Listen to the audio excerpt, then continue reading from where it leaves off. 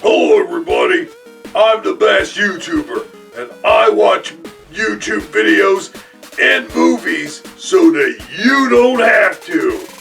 Yeah, I probably stole that intro. What are you gonna do about it? Cry baby? Probably nothing. Now on with the review. Hey everybody, welcome to the show, and hey, happy Easter everybody. Happy Easter. Today is Easter, and of course, I'm going to be talking about Easter movies. Well, not Easter movies, but Jesus movies. And there's plenty of them out there to be selected from, let me tell you. And one of the movies on this list is one of my favorite Jesus movies of all time, but we'll be talking about that here in just a second. First on this list that I want to tackle, however, is actually a musical. It's a very well-known musical called Jesus Christ Superstar. So, with no further ado, let's get right into some of these Jesus movies. Of course, I can't show the full movie. Well, I couldn't show the full movie anyway, just only clips. But I can't even show like full clips of this movie because I don't have the movie. However, I do have the trailer. And let me tell you something. This thing looks epic. Now, you know that on my show I usually cuss and carry on and stuff like that. But since this is Easter and we are talking about Jesus, I'm going to try to keep my head on straight and keep the cussing down to a minimum. Damn it, why can't I say minimum? Oh, sorry about that. Sorry, Jesus. All right. Let's watch this epic trailer of Jesus Christ Superstar.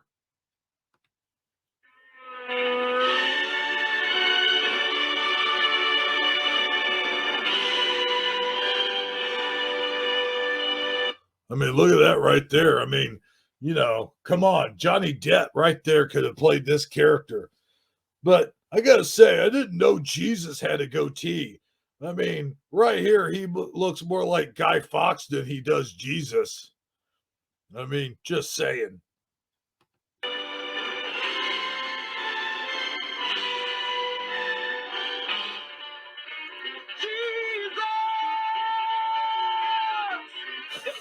That is so epic.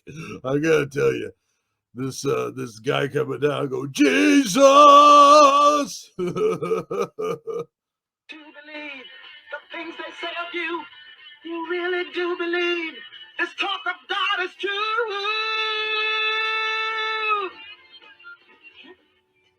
If he said he loved me, I'd be lost, I'd be frightened, I couldn't cope, just couldn't cope. Now, full disclosure here, I've never seen Jesus Christ Superstar, but I have heard a lot of references made in it, especially in Molly Shannon's Saturday Night Live sketches. Mary Catherine Gallagher, whatever her name is. And then, of course, there was that Saturday Night Live movie, Superstar.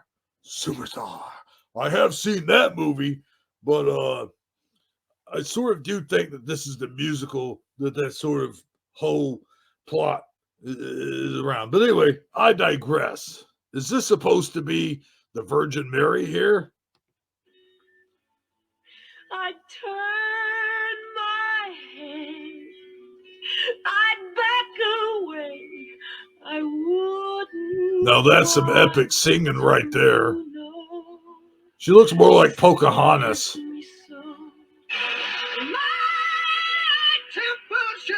What the hell? Holy shit. Sorry. That sound like the Bee Gees. Is that the guy for the Bee Gees?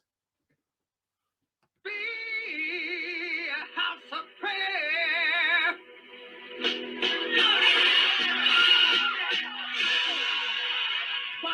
I expect him any moment to break out and you can tell Oh, but the way I use my walk, I'm a ladies' man, no time to talk. You have made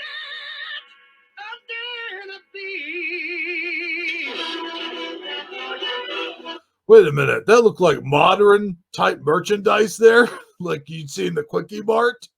Hold on, let me rewind that just a little bit. Yeah, this is what I'm talking about right here. What the heck? Oh man, already I like this movie.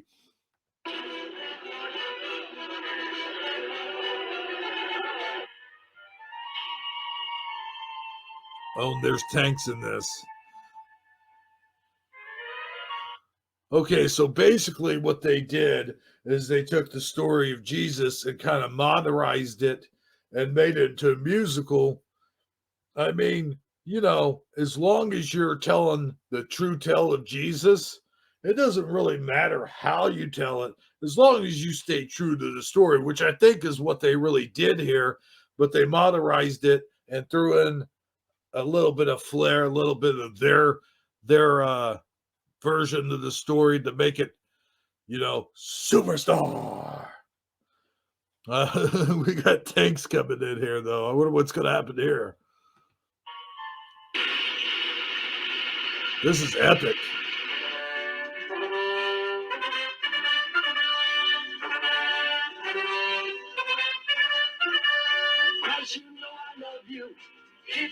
Looks like we got the Wiz type dance numbers going on here. Okay. You see our way. I believe in you and God, so tell me that I say, Christ, you know I love you. If you see our way, I believe in you and God, so tell me that I say, Okay. Yeah, I always knew that King, what's his name, was like a little eccentric, but I think they're just trying to insinuate he's full on gay here, The Christ, you're the great Jesus Christ. Prove to me that you're divine. Change my water into wine. Crucify him! Crucify him! Crucify! Crucify! Crucify!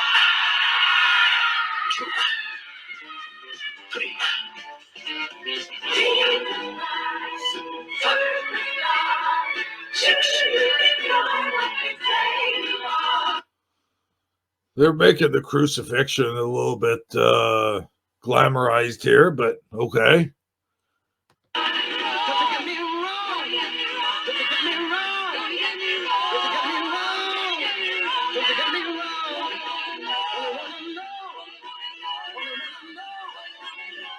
I think we get the general gist of things here. I don't want to go on and on and on, show the entire trailer here because, I'm not doing a trailer review, but that just gives you a general idea of what Jesus Christ Superstar really is. It's a new definition of the tale of Jesus told in a totally new, different way, brought up to modern times and done in the form of a musical. And to me, there's really nothing wrong with that, as long as the story of Jesus stays intact. You got your Bible verses in there, and to me, it's totally not blasphemous to do so. But moving right along, we're going to take a look at a more traditional. This next movie we're about to take a look at is titled Jesus, full movie, the English version. And we got another couple words here: Good Friday, Passion of Christ, Holy Saturday, and Easter. So, full disclosure, I haven't seen this movie either. So this will be my first time watching. So maybe I should label this first time watching. But anyway, I digress. Let's go ahead and see what the heck this is all about, and if it passes the standards of what I consider a good Jesus movie.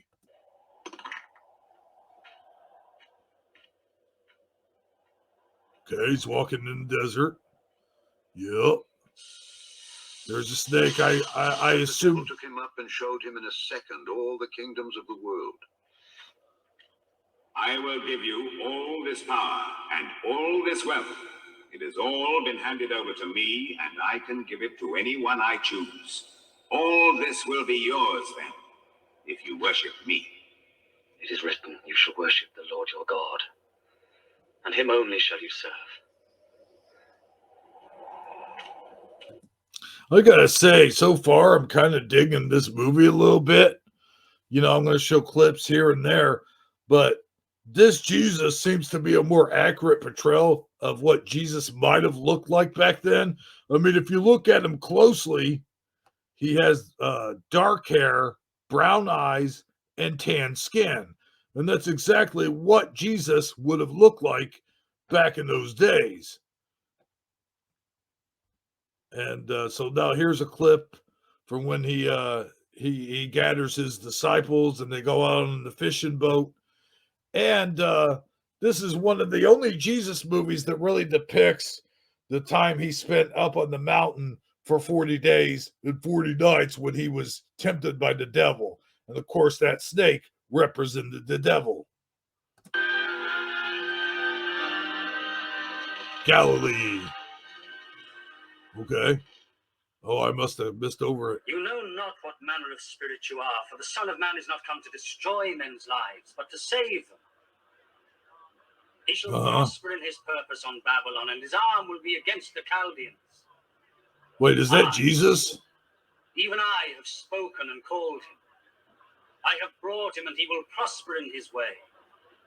Who among them has declared these things? The Lord loves him. Now, even in one of my favorite Jesus movies of all time, it doesn't fully show Jesus's teachings the way he's teaching in this temple, so to speak. I really like the way they set all of this up. And it does look like that most of the actors in this Jesus movie at least look like they're from this part of the country of Jerusalem, Bethlehem, you know, stuff like that. Jesus, I beg you to save my only daughter. Sir, have mercy. She's only 12 years old and dying. Please. But, you know, they do speak with English accents, so I'm assuming they're all British actors. So, again, not really, what do you say, authentic, but, you know, at least they're trying here because they have hired actors here, some of them with brown skin. Please come with me. Iris, I'm sorry. Jesus, your daughter has died. Don't bother to teach her again. But see, that's what I like. I mean, you take a look at Jesus's look right here. I mean, most of the Jesuses we see, even the portraits that we see of Jesus is with, well, he does have the dark hair, but he's got bright blue eyes. And, you know, it just doesn't seem like it would be a very accurate depiction of Jesus. I mean, this guy, they could have, like, given him a tan or whatever, but I would say it's a more accurate depiction of Jesus than I've seen in some of the other Jesus movies, besides The Passion, which we will cover that one as well. So let's go ahead and skip ahead here because, you know, we want to get to some other Jesus movies as well, and this one looks like it's been good so far. Now here, the hair looks darker, and the eyes look a little bit darker. So I don't know what the heck's going on here, but let's check it out. You cannot do such a small thing. Why do you worry about the rest? Consider the lilies, how they grow. They neither toil nor spin. Yet Solomon in all his glory was not arrayed like a single one of them. If God, who clothes the wild grass today, which tomorrow is thrown onto a fire, how much more sure is he to clothe you, O you of little faith? See, now that's one of my favorite passages of all time. Besides that of the dang it, why can't I think of the name of it? I'll think of the name of it later. But moving on, because we do have other Jesus movies to pass down, let's take a look at another Jesus movie that seems to get passed over simply because of the title of the movie a lot of times. And that name of that movie is The Last Temptation of Christ. So the next few clips we're going to be looking at here is from The Last Temptation of Christ. Now, a lot of people were turned off by this movie, and there was protests in the streets, and there was chaos and panic, earthquakes, volcanoes, dogs and cats living together, mass hysteria when this movie first came out because of, the surrounding controversy about the movie. But with a lot of people, when it first came out, a lot of people had misconceptions. Like, what exactly is The Last Temptation of Christ? Well, in my mind, as I'm sure with a lot of other people, it had something to do with a woman's persuasion and to the sexual sort of the thing. But anyway, that didn't happen to be the case at all. In fact, The Last Temptation of Christ actually refers to an alternate reality of what if Jesus didn't make the ultimate sacrifice? What if he wasn't crucified on the cross? Now, Jesus did have many opportunities to let this not happen. I mean, after all, he could have spoke up at his trial and, basically defending himself against. He could have used his powers in any way he saw fit. He could have stopped Judas from being, an apostle, and therefore stopped him from turning him in, and so forth and so on. There was a lot of things he could have done to prevent it. But it was ultimately in God's hands anyway, because God was the one that ordered him to do it. So if it was going to happen, it was going to happen. There was nothing that he or anybody else could do to stop it. But this story tells the tale what would have happened if he would have stopped it. So let's take a look now at a few clips of The Last Temptation of Christ. Here's a scene in particularly where Jesus was tempted by Satan, or their version of Jesus being tempted by Satan. Look in my eyes. Look at my breasts. Interesting. A woman, Satan. Do you recognize them? Just nod your head, and we'll be in my bed together. Oh, Jesus. Okay, that was kind of weird. So, he blew up a snake with his mind? I don't understand. That was not the temptation, folks. Oh, now he's in a circle? After 10 days, our hunger went away.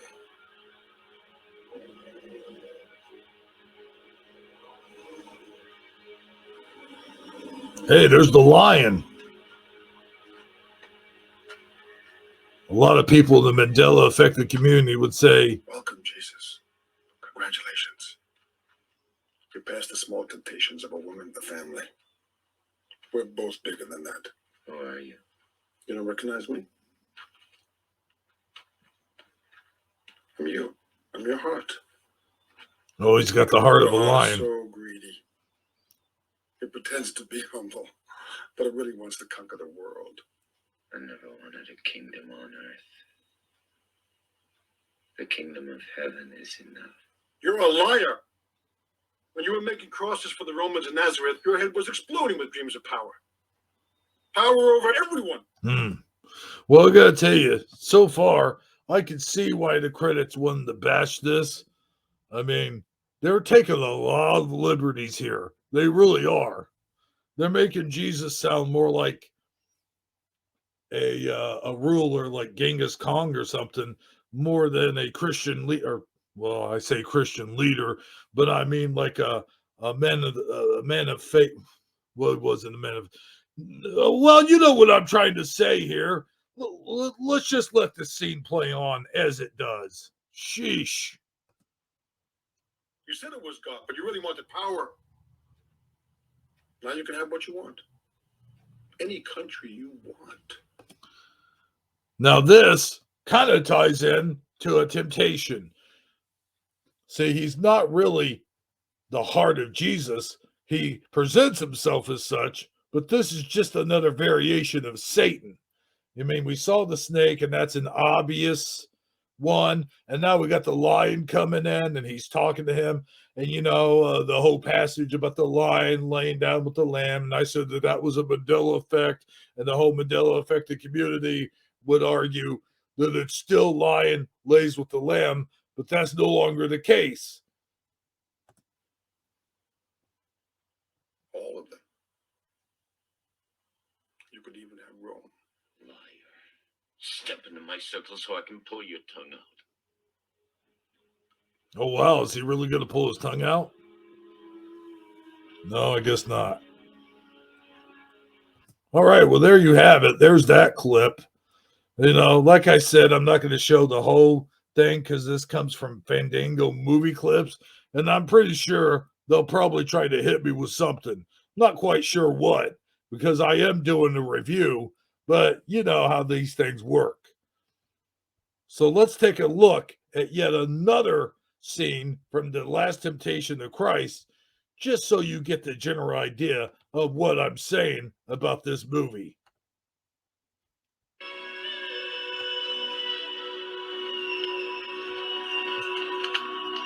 This is where they're taking him to the cross, and this is when we get into the last temptation of Christ.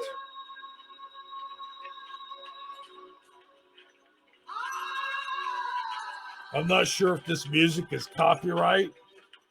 I don't think it is. It's just people going, oh.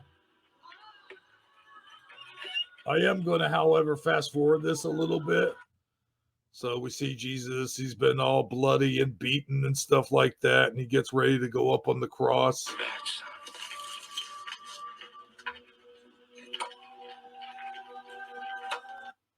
All right, so let's go ahead and put him up there. Don't leave me.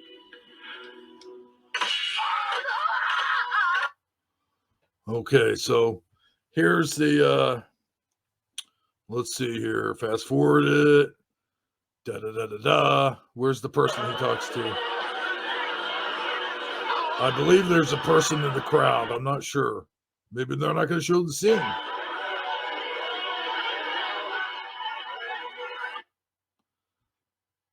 Oh, they didn't show the scene in that one? It's just him on the cross? Well, we can see that in just about any movie. Anyway, any Jesus movie, I'm sorry. So this came out in 1970. Is that when it came out? I don't know. I saw a thing on there that said 1970. But anyway, let's see here. Let's see where the last temptation is. Oh, here it is right here. Okay, let's watch this.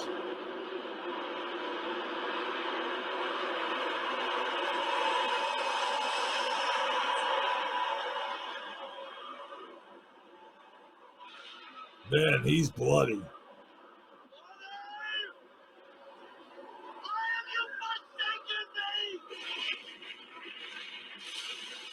And here comes the last temptation of Christ right here. Now, a lot of people might say, well, let's have it come up first. And there she is. Oh, there's the clouds. Man, it's a beautiful day. I thought it was all rainy and stormy and everything else. What the heck's going on here? Should I fast forward this? Okay, see, this is the part where none of this is happening. Like he's seeing all this. This is supposed to be illusion because this is all where he gets a second chance. It's kind of like a Christmas Carol. If the Christmas Carol character was centered around Jesus instead of Ebenezer Scrooge. And there she is. the angel. Well, not the angel. I'm the angel who guards you. She calls herself a guardian angel. Your Father is the God of mercy, not punishment. He saw you and said, "Aren't you his guardian angel? We'll go down and save him. He's suffered enough." Remember when he told Abraham to sacrifice his son? Abraham was just about to kill the boy with his knife when God stopped him. So if he saved Abraham's son, don't you think he'd want to save his own? See, many would argue right there that this is not, in fact, a guardian angel, but this is, in fact, Satan yet again trying to tempt him. And the other significance of this is also you can go back to Adam and Eve when Eve was the one that tempted mankind, or not tempted, but actually screwed mankind by taking a bite of the apple. So, in a sense, it coincides with the Bible saying that all women are evil and that women are the downfall of men.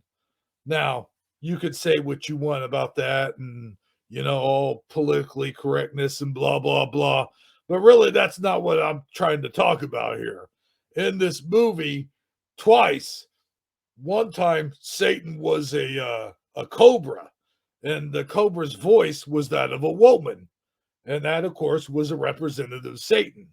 So in here, we have a guardian angel, or a person claiming to be a guardian angel, which in my opinion is actually the devil tempting Christ one last time. He's tested you and he's happy with you. He doesn't want your blood. He said, "Let him die in a dream, but let him live his life." All the pain. That was real. Yes, but there won't be any more. You've done enough.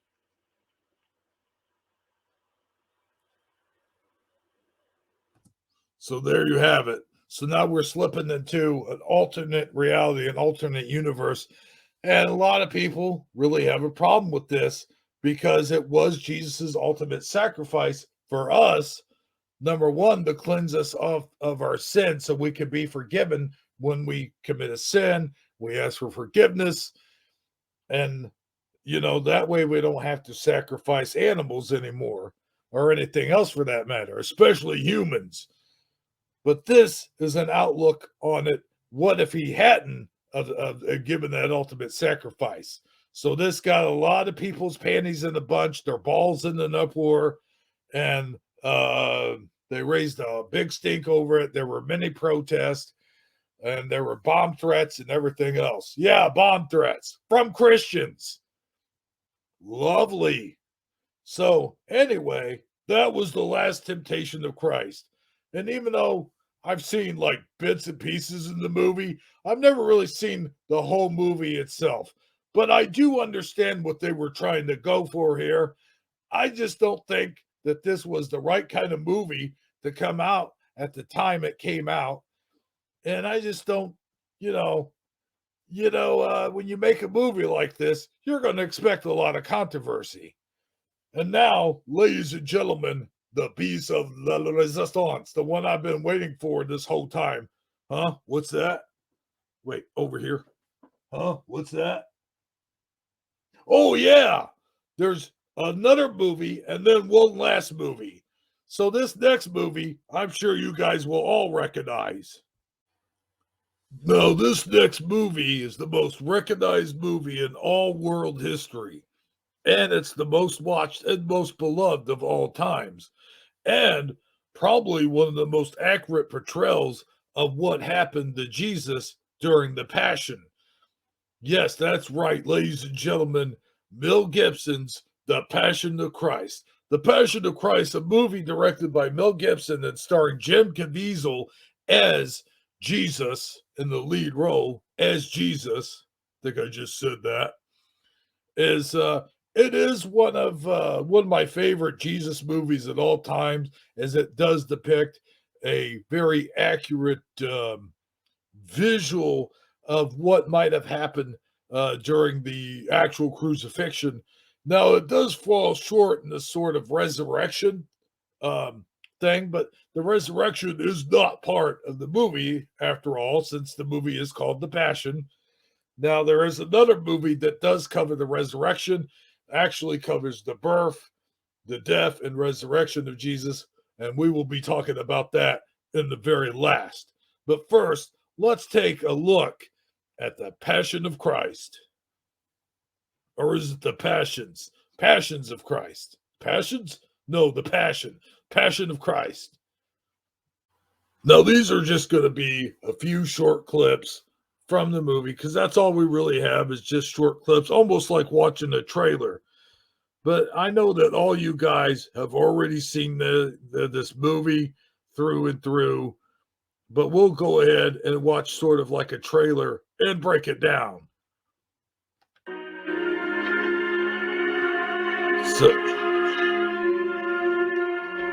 So here you have Jesus, at the beginning of the movie, and there's Judas dropping his 50 pieces of silver. And there, of course, is Satan. Now, I will say this about Jim Caviezel. Hold on real quick.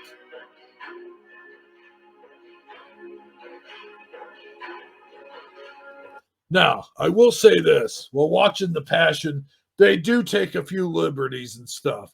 Like, for example, right there, when Jesus fell, he hurt himself. And you see Mother Mary coming after him to, like, sort of kiss his boo-boo or whatever.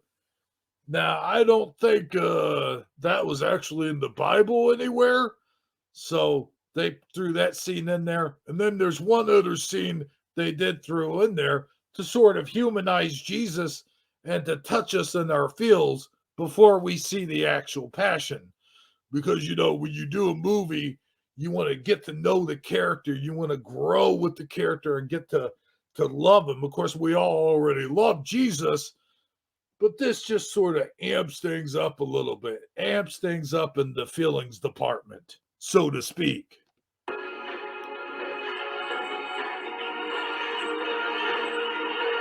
Roman centurions.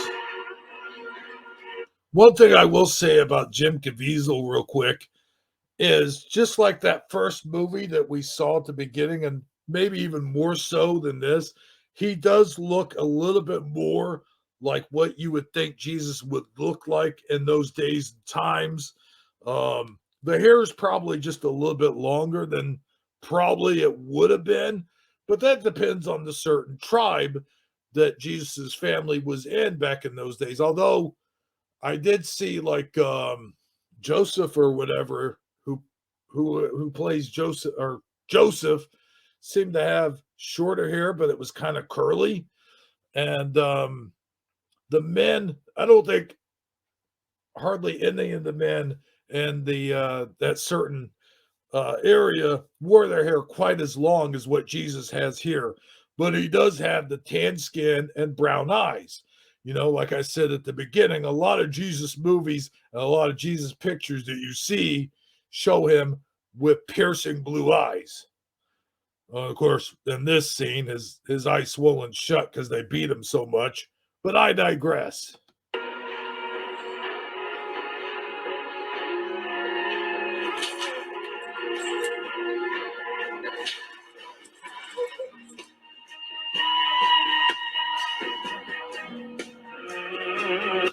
The Satan character creeps me out here, man. He's like, I don't know, because it's kind of off-putting, really.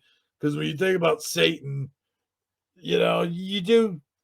I mean, I don't expect him to have horns and a tail or anything like that, but you expect him, if he's going to blend in, like Satan's supposed to blend in, right? He's supposed to be like Uncle Charlie from down the street.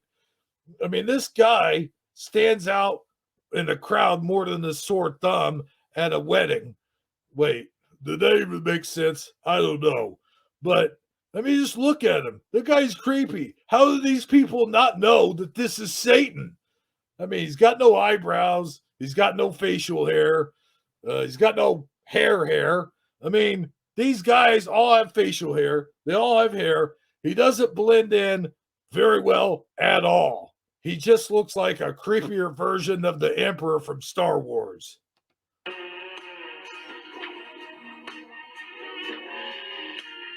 Ooh, that's a lot of blood. I hope YouTube doesn't get me for that.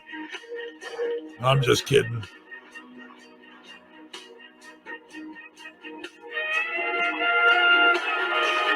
Now see what I mean?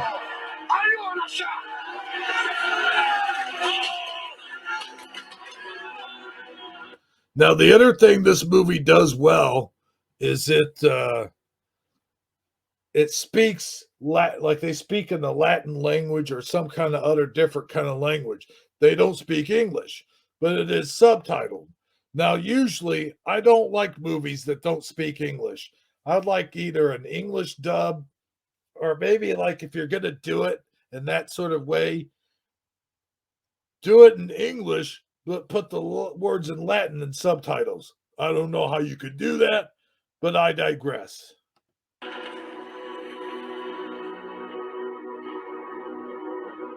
So yeah, essentially what we're watching here is a long trailer of the movie.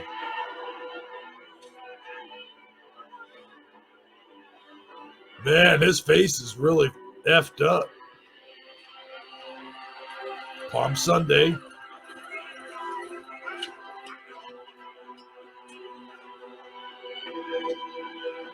Here, let me fast forward this a little bit. Boy, this is a long, long thing. So here at the end here, it says, please click link in the description to watch. So this is basically a long-ass trailer, and they're telling you to watch the whole movie and that link, and you can basically, download it, whatever. It's pretty funny that a Jesus movie has to be illegally downloaded. Just saying. But anyway, this is one of my favorite Jesus movies. I just wish that there was a little bit more emphasis on the resurrection because, we are talking about Easter here. And, Easter, he has risen. But now, moving on to one of my favorite Jesus movies of all time. Now, this next movie is one of my favorite movies, my favorite Jesus movies of all time, and it's Jesus of Nazareth. Yeah, it never had a theatrical release. It was a TV movie. I think it was a 5 or maybe 6-part miniseries, and I think it officially aired on NBC. Now, I could be wrong about this, so don't fucking quote me. Oh, sorry about that. But, this accurately depicts Jesus and does several quotes from the Bible. It shows him from the womb to the tomb. And not only that, but beyond the tomb and into the resurrection and even to where he ascended into heaven. So this tells the whole tale, and it breaks it down nicely in this long, long, long miniseries, which I think this movie itself is about 4 hours long if you watch it in its entirety, which is pretty damn cool. And it had a lot of actors in it. It had James Earl Jones, Donald Pleasance. Who's that guy with the beard? Oh, wait, they all have beards. Oh, yeah, Anthony. Dang it, what is his name? Not Perkins, not Hopkins. Anthony. Well, we'll see it on screen here in just a minute. But yeah, this is one of my favorite Jesus movies of all time. So let's just take a look a little bit of Jesus of Nazareth. Oh yeah, I think it was Anthony Quinn. And by the way, the passage I was looking for earlier was the prodigal son. The prodigal son returns. So let's take a look right here. I turned off the music because I don't want to get a copyright strike. Franco Zeffirelli. That's who. Jesus of Nazareth. Oh, yeah. So here we go. Robert Powell was in the lead role of Jesus. And now the guest stars, I guess. Oh, yeah. Michael York was in this too. Ernest Borgnine was in this too. That's right. The Centurion. So, yeah, there's a long list of stars that were in this movie.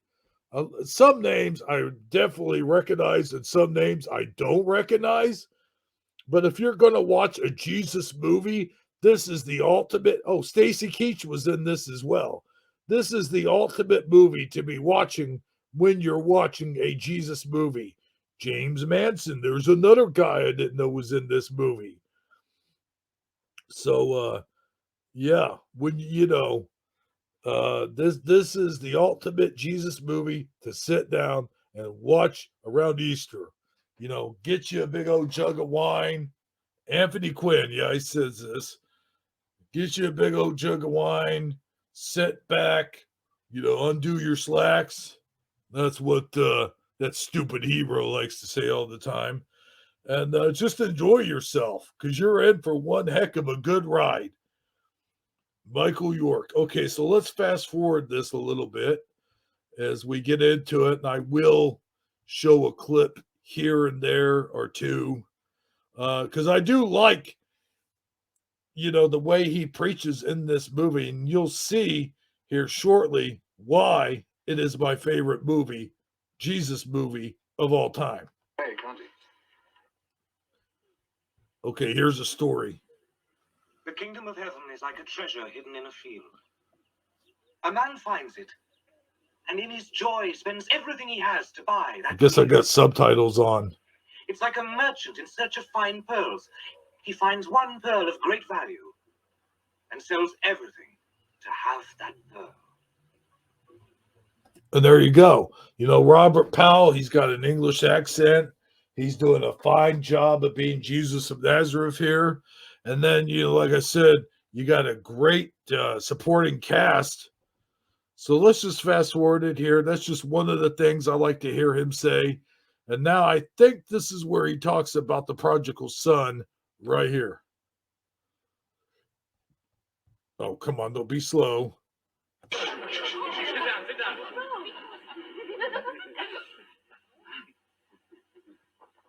A certain man had 2 sons. I just love the way he talks. And one day the younger of these sons said to his father, "Give me my share of your estate now." Yeah. So his father divided his wealth between his 2 sons. Oh, yeah. And a few days later, this younger son set off for a distant land. Distant land. And there he squandered all the money he had on riotous living. Sounds like something I would do. Now, not long after this, a great famine swept over the land. I always forget about the famine part for some And the boy reason. began to starve. He persuaded a farmer to hire him to feed his pigs, but he was so hungry that even the husks he was feeding the swine began to look good to him. Yeah. And still, nobody gave him anything. No, they ain't going to give no scrubs. Scrub is the kind of guy that sits on his best friend's ride. The boy came to his senses. At home, even my father's servants have enough food and to spare. Yeah. And here I am starving to death. I will go home and ask my father to hire me as one of his servants. That's what I would do. And so, Well, maybe not. I don't know if I could do the whole servant master thing. now he was still some distance from his home when his father saw him coming. And he was so filled with compassion that he ran towards his son and embraced him and kissed him. Now, a lot of these guys on here, they have the dark hair, they have the dark eyes, the dark features, except for Jesus, who's about as white as I am and has blue eyes, but he does have dark hair. So, I mean, 2 out of 3 ain't bad. The boy said, "Father, I have sinned against heaven and you. I am not worthy to be called your son." Damn right. But his father called for the servants and said, "Bring me the finest robe in the house and put it on him. Put rings on his hands and shoes on his feet. Kill the Wow, fatted she's got calf some red and eyes. Celebrate with a feast. You think she's My really son crying? was dead and is alive again." Do. There you go. There you have it. Wait a minute. Why did I just do just then? That's not my thing. That's that Hebrew guy's thing. Anyway, so you can kind of see why this is one of my favorite movies of all time. And I highly recommend it to anyone out there watching at home, and anyone who's watching at home, watch someone else who's watching it at their home. And, it makes for a great Easter movie. It makes for a great movie, just all around, all year round, even, Easter, Christmas, whatever the occasion. I highly recommend it, and I highly suggest it. And I know I'll be watching it this Easter. Well, it is Easter, but I'll be watching it tonight. Anyway, that about does it for today's show. Until next time, remember, not everybody is a butthole, but everyone does have a butthole. And you know what the hell comes out of them? Huh? What's that? Hell still cussing? Oh, fuck! Hey, everybody. Bash YouTuber here, reminding you to smash that like button. I would tell you to smash the dislike button, but there is no dislike button anymore. Anyway, if you like what you see, please remember to subscribe. And I'll see you next time.